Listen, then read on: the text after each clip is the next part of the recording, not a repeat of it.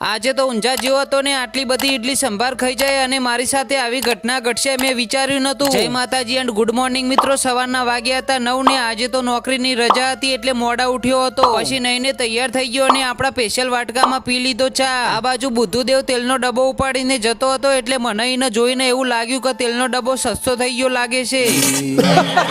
પછી તમારા ભાઈને જવાનું હતું ઊંઝા। અચમકે બાઇકની તબિયત ઠીક નથી એટલે સારવાર કરાવવા માટે એટલે હું ને મારા મિત્ર 2 જણા આપણા ડુગડુગિયા વાહન ઉપર સવાર થઈને નીકળી ગયા ઊંઝા જવા માટે। ઊંઝા પહોંચી ગયા ને તમારા ભાઈને ગરમી લાગતી હતી અને ગળું સુકાતું હતું એટલે આપણે આવી ગયા સોડા પીવા માટે। પછી મેં અને મારા મિત્રએ 2 જણાએ ઠંડી ઠંડી સોડાથી પેટને ઠંડુ કરી દીધું અને નીકળી ગયા બાઇકની સારવાર કરાવવા માટે। બાઇકની ગેરેજે આવી ગયા અને બાઇકની થોડી સર્વિસ કરાવીને તમારા ભાઈને પેટમાં બિલાડો બોલતો હતો એટલે પહોંચી ગયા નાસ્તો કરવા માટે। નાસ્તામાં લઈ લીધી ઇડલી સંભાર અને મેંદુ વડા એટલે તમારા ભાઈએ પેટ ભરીને બાકા ચીકી બોલાવી દીધી।